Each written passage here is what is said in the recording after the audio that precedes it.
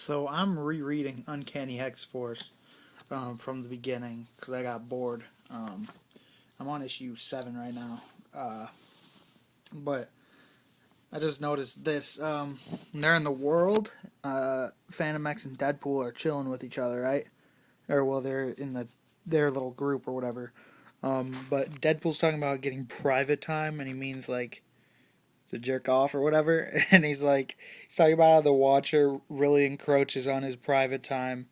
And how it doesn't help out for little Wade. And then I never noticed this. He's got his hand there and he's got little motion marks. That's actually that's really good. I like that. That was funny. I just got a little kick. Sorry. So I'm up to issue 25, and I just got up to go and grab some more because I'm reading out in my dining room just because it's nicer out here. I get some natural lighting as well as it's a little bit cooler than in my bedroom. But I went back in my bedroom to go and get comics because because I don't want to be making a trip every 20 minutes or whatever. And I realized I only have up to 34. I never got issue 35 of Uncanny X-Force. So that blows. I recall seeing it in my comic shop a couple of weeks ago. But it's just that Uncanny's been over for so long. I saw it and I'm like, well, I must already have that because I finished Uncanny X-Force. I read everything and I got everything, so I don't need to pick that up. Now I feel like a jackass, though. So hopefully, my mom's gone right now and she's got the car. So hopefully when she gets back, I'm going to try and head out to the comic book shop and hope they still have 35. I do want to get this new Uncanny X-Force. I think it's up to like issue 8 or 9. And the main reason that I do want to get it, if I do get it, I'll be starting from like issue 1.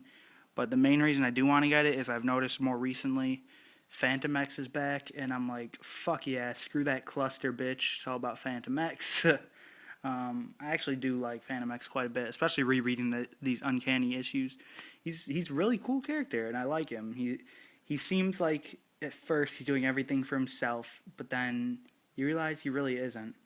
Well, he partially is, but I mean, he still has like some compassion for these other people. And one of my favorite moments of all of Uncanny X-Force is at the end of the Dark Angel saga. I think it's probably in the last couple pages of the conclusion to that story. I think he's alone in Cavern X is what it is.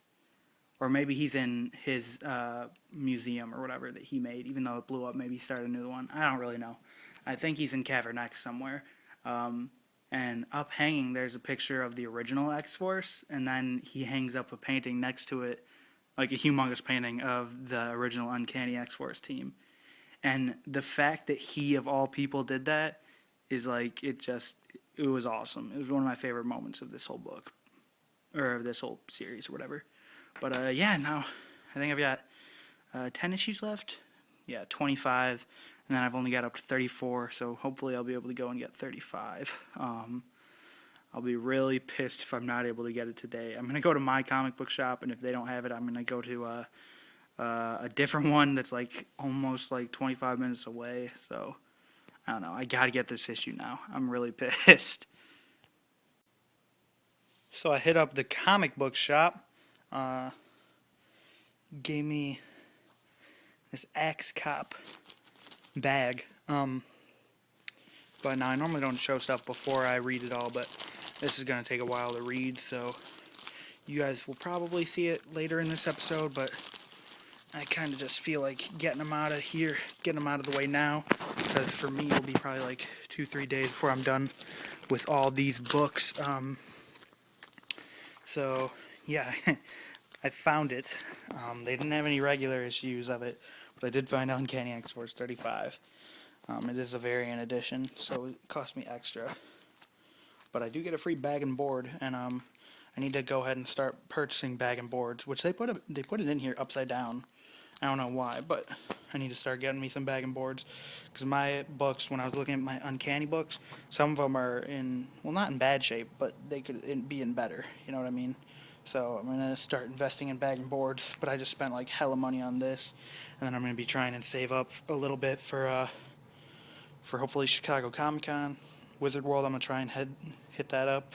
But yeah, I got Uncanny X-Force issue 35, Superior Carnage #1. Now, I haven't read Superior Spider-Man at all, and I'm sure he's gonna be the main, the good guy of this story. Although, just flipping through here, it looks like a lot of this is really just Carnage based. Like I don't see a single good guy in this entire issue.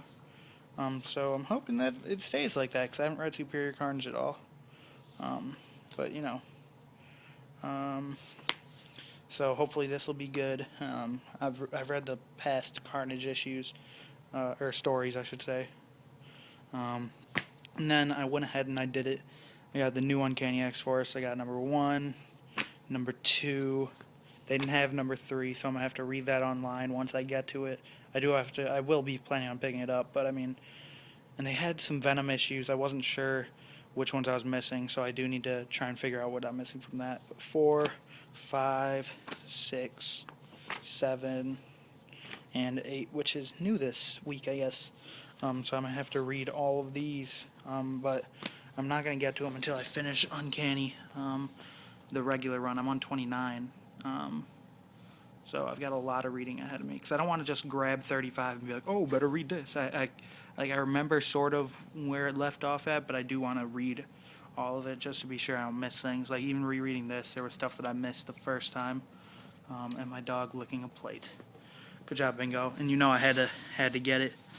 Had to get me some of that Gatorade. What's that? Strawberry lemonade. Gatorade, guys, don't drink hella Gatorade if you're not going to do anything. Like, if you're just sitting around, don't drink Gatorade. Like, I was on a huge Gatorade rush a couple months back, and it's really not good for you because it gives you a lot of, like, energy. Like, it gives you carbs and whatnot so you can burn off energy while you're doing sports and whatnot. But I did decide to grab some more. They had a 2 for $3 deal, so I was like, whatever. Getting a little bit insight on my life. I'm considering maybe doing, like, occasional just vlogs on my channel. I don't know.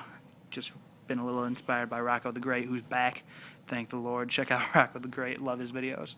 But yeah. Just want to go ahead and talk about Uncanny X-Force 35 while it's still fresh in the brain. This was good.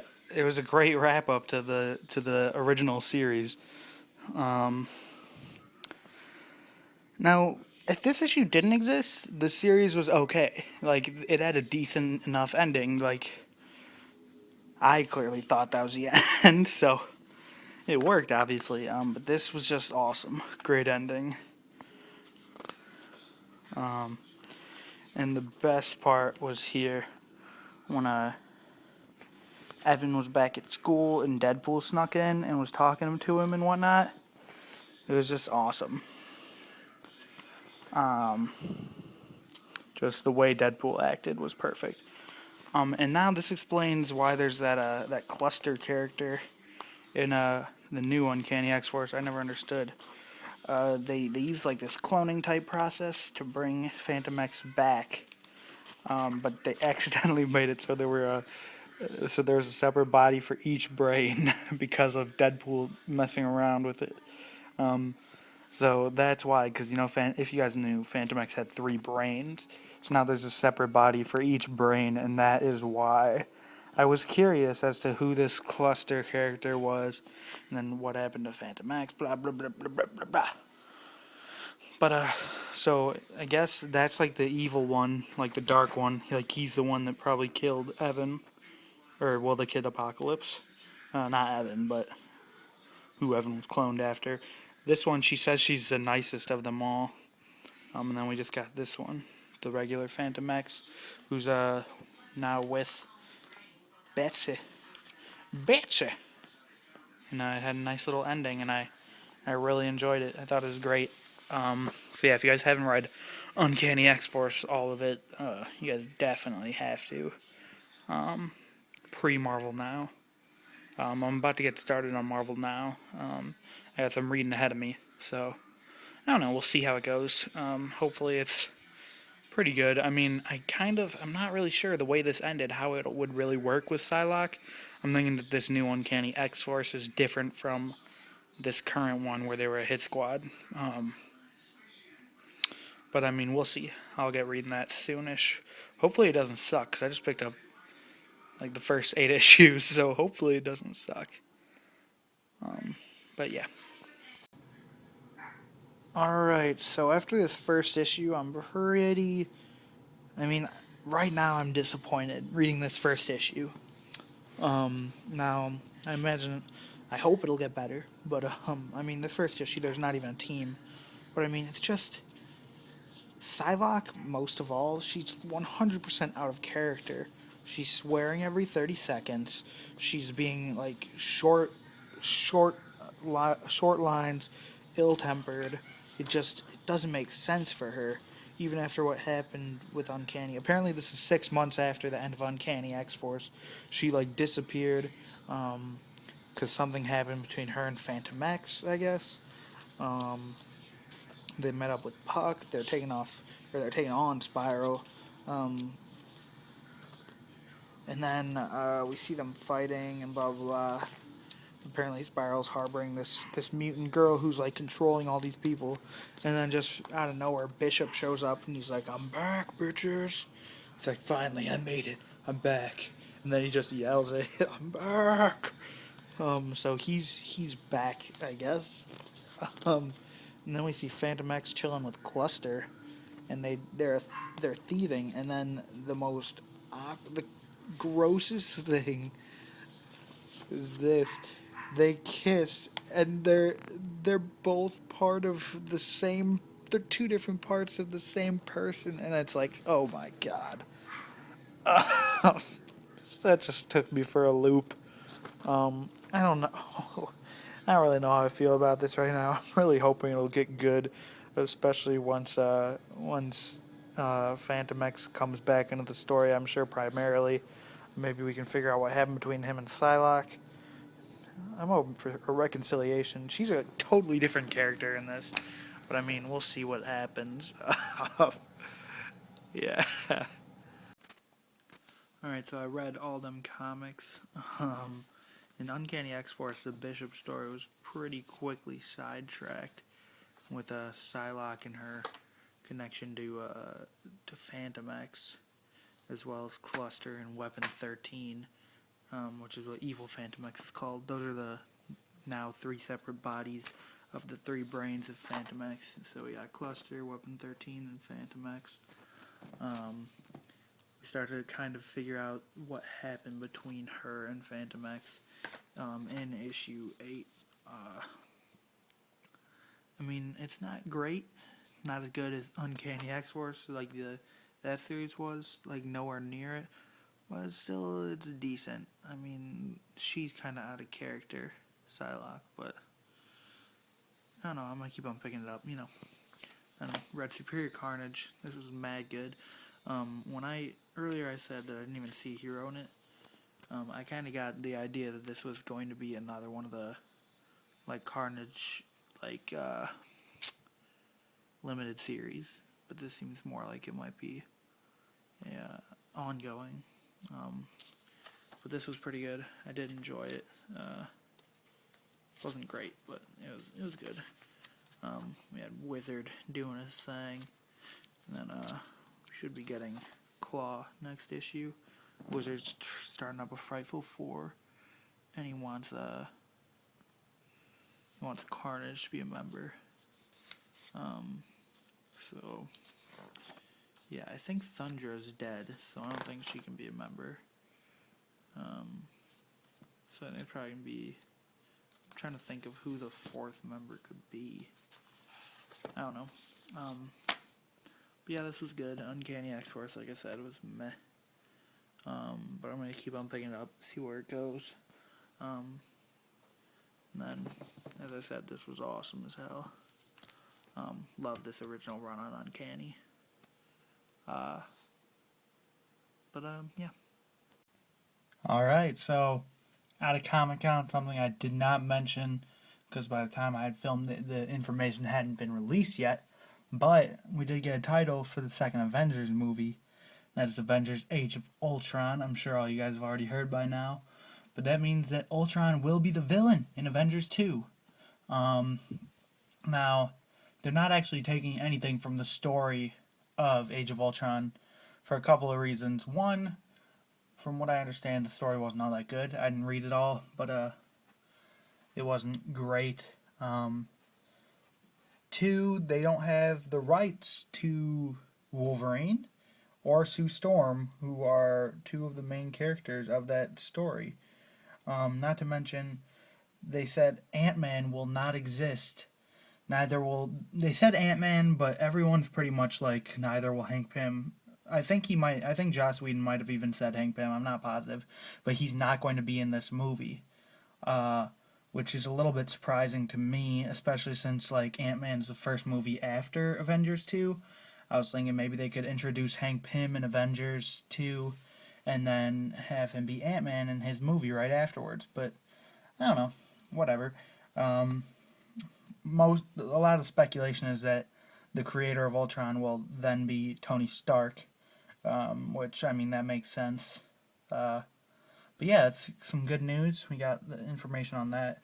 Some people are surprised that Thanos isn't going to be the villain, and I think it's actually probably better that he's not. Um, I think what they should do. They said that he will partially be the villain, or well, it's confirmed that he's the villain in Guardians of the Galaxy. But then there's also multiple other villains in there too. So I'm thinking maybe he'll be part like one of the villains who's kind of like got the grand scheme kind of thing, who doesn't actually get defeated in Guardians of the Galaxy, and then maybe they'll retouch on him in the ending credit scene for Avengers 2. And then my guess is he'll be the main villain for Avengers 3 to finish off that trilogy. That's just my guess. Those are my speculations. Um, but yeah, this is cool that we're getting Ultron in Avengers 2. That's like really awesome. I think Ultron's a badass character, and I'm stoked on it. So more news that came out of the con is on the Man of Steel sequel. Now, first of all, Scott Snyder, he'd come out and he's like, "All right, first things first, I do want to confirm that there will be a sequel to Man of Steel." And everyone was like, "Well, duh, we already knew that." That's like no surprise there. And then he had, God, I can't think of what the actor's name is, but the guy who played the general in Man of Steel, he came out and he read some dialogue, and it's what he read was Batman's monologue to Superman at the end of The Dark Knight Returns. Well, near closer to the end when he had beaten Superman, and he read this, and it's funny because like there's some footage from the hall, uh, and they're like most people, I guess, they didn't even realize, like they didn't even know what that was, um, which is brings me to a point that I'll talk about a little bit later with this whole comic age that we're in with the movies and whatnot. I'll talk about that in a little bit, but most people didn't know what that was, and then they put up on the screen the big insignia, the Man of Steel Superman logo, and then around it a Batman logo. So that is just awesome. In Man of Steel 2, we are going to be seeing Batman and Superman. And it's suggested by that dialogue that they will probably be battling, of course, to become friends at the end of the movie, um, then to lead into the Justice League. So that's awesome. Man of Steel 2, 2015, we're going to get Batman and Superman, something that people have been wanting for so long. Um, and then also there's news that they're trying to do a Flash film in 2016, and then a Justice League movie in 2017. So I think that's cool. That's all really good news. The Batman Superman news is amazing, and if you watch the footage, when I watched it, I was like so amazed. Just like I'd already even known, like I'd already heard the news by the time I had actually seen the footage. Um, and it still was just like amazing to hear him say it and stuff. It was just awesome, and a really awesome moment for fans. Um, and yeah, really good news there.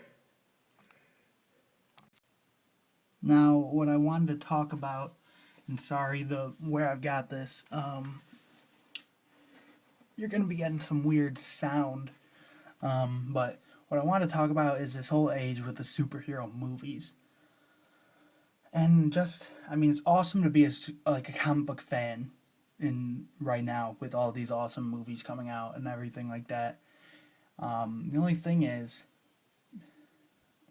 I don't know if it really bothers anyone else, but it bothers me a little bit. Just the people who are like, "Oh my God, I love Batman so much, man! I'm like the biggest Batman fan. And I love the Avengers. I'm like such a big fan of Captain America, and I'm a huge fan of the Avengers, and blah blah blah blah blah." The thing is, most of the people that I like, a lot of people that I know that are saying things like that, don't know the first thing about any of those properties. They see the movies and they're like, "Oh my God, I'm the biggest Batman fan." Really, you're the biggest Batman fan?